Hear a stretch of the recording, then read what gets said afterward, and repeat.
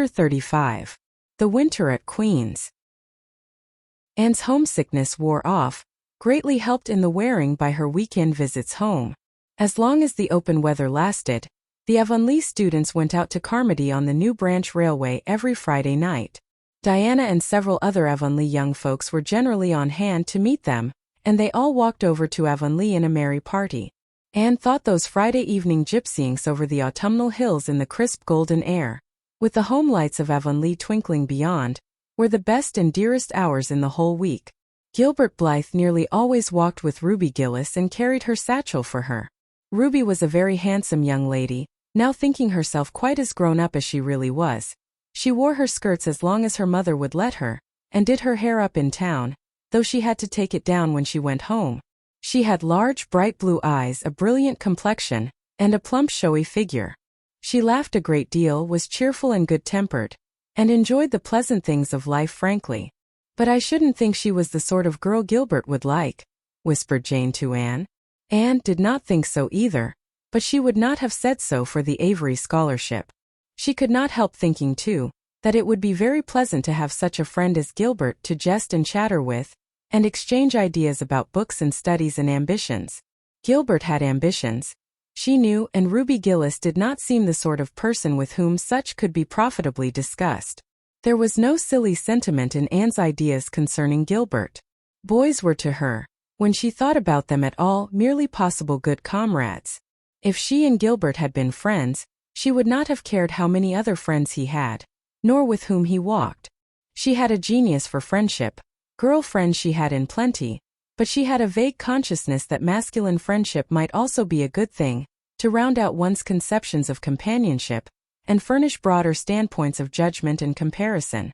Not that Anne could have put her feelings on the matter into just such clear definition, but she thought that if Gilbert had ever walked home with her from the train, over the crisp fields and along the ferny byways, they might have had many and merry and interesting conversations about the new world that was opening around them, and their hopes and ambitions therein.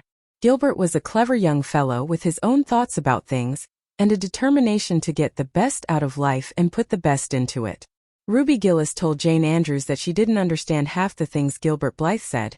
He talked just like and Shirley did, when she had a thoughtful fit on, and for her part she didn't think it any fun to be bothering about books and that sort of thing when you didn't have to.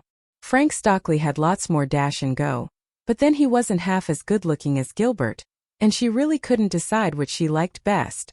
In the academy, Anne gradually drew a little circle of friends about her, thoughtful, imaginative, ambitious students like herself. With the rose-red girl Stella Maynard, and the dream girl Priscilla Grant she soon became intimate, finding the latter, pale spiritual-looking maiden, to be full to the brim of mischief and pranks and fun, while the vivid black-eyed Stella had a heart full of wistful dreams and fancies, as aerial and rainbow-like as Anne's own. After the Christmas holidays, the Avonlea students gave up going home on Fridays, and settled down to hard work. By this time, all the Queen's scholars had gravitated into their own places in the ranks, and the various classes had assumed distinct and settled shadings of individuality. Certain facts had become generally accepted. It was admitted that the medal contestants had practically narrowed down to three: Gilbert Blythe, and Shirley, and Lewis Wilson. The Avery scholarship was more doubtful, any one of a certain six being a possible winner. The bronze medal for mathematics was considered as good as won by a fat, funny little up-country boy with a bumpy forehead and a patched coat. Ruby Gillis was the handsomest girl of the year at the academy. In the second-year classes, Stella Maynard carried off the palm for beauty, with small but critical minority in favor of Anne Shirley. Ethel Marr was admitted by all competent judges to have the most stylish modes of hairdressing, and Jane Andrews, plain, plodding, conscientious Jane, carried off the honors in the domestic science course. Even Josie Pye attained a certain preeminence as the sharpest-tongued young lady in attendance at Queen's. So it may be fairly stated that Miss Stacy's old pupils held their own in the wider arena of the academical course, and worked hard and steadily. Her rivalry with Gilbert was as intense as it had ever been in Avonlea school, although it was not known in the class at large, but somehow the bitterness had gone out of it, and no longer wished to win for the sake of defeating Gilbert, rather for the proud consciousness of a well-won victory over a worthy foeman. It would be worthwhile to win, but she no longer thought life would be insupportable if she did not. In spite of lessons, the students found opportunities for pleasant times. Anne spent many of her spare hours at Beechwood, and generally ate her Sunday dinners there and went to church with Miss Barry. The latter was, as she admitted, growing old, but her black eyes were not dim, nor the vigor of her tongue in the least abated. But she never sharpened the latter on Anne, who continued to be a prime favorite with the critical old lady. "That Anne girl improves all the time," she said. "I get tired of other girls. There is such a provoking and eternal sameness about them. Anne has as many shades as a rainbow, and every shade is the prettiest while it lasts. I don't know that she is as amusing as she was when she was a child, but she makes me love her, and I like people who make me love them. It saves me so much trouble in making myself love them." Then, almost before anybody realized it, spring had come.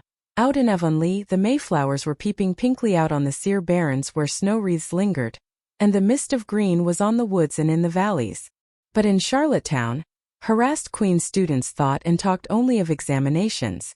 "It doesn't seem possible that the term is nearly over," said Anne. "Why, last fall it seemed so long to look forward to. A whole winter of studies and classes. And here we are, with the exams looming up next week. Girls, sometimes I feel as if those exams meant everything.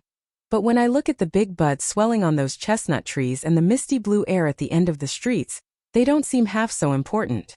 Jane and Ruby and Josie, who had dropped in, did not take this view of it. To them, the coming examinations were constantly very important indeed, far more important than chestnut buds or Maytime hazes. It was all very well for Anne, who was sure of passing at least, to have her moments of belittling them, but when your whole future depended on them, as the girls truly thought theirs did, you could not regard them philosophically. "I've lost 7 pounds in the last 2 weeks, sighed Jane. "It's no use to say don't worry."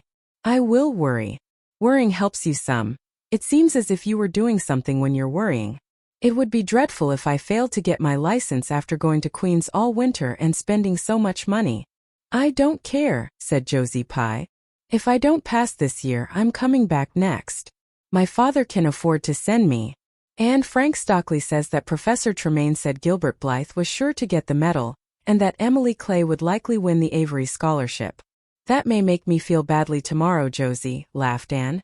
"But just now I honestly feel that as long as I know the violets are coming out all purple down in the hollow below Green Gables, and that little ferns are poking their heads up in Lover's Lane, it's not a great deal of difference whether I win the Avery or not. I've done my best, and I begin to understand what is meant by the joy of the strife. Next to trying and winning, the best thing is trying and failing. Girls, don't talk about exams. Look at that arch of pale green sky over those houses and picture to yourself what it must look like over the purply dark beechwoods back of Avonlea." "What are you going to wear for commencement, Jane?" asked Ruby practically. Jane and Josie both answered at once, and the chatter drifted into a side eddy of fashions. But Anne, with her elbows on the window sill, her soft cheek laid against her clasped hands, and her eyes filled with visions, looked out unheedingly across city roof and spire to that glorious dome of sunset sky, and wove her dreams of a possible future from the golden tissue of youth's own optimism. All the beyond was hers, with its possibilities lurking rosily in the oncoming years, each year a rose of promise to be woven into an immortal chaplet. End of chapter 35.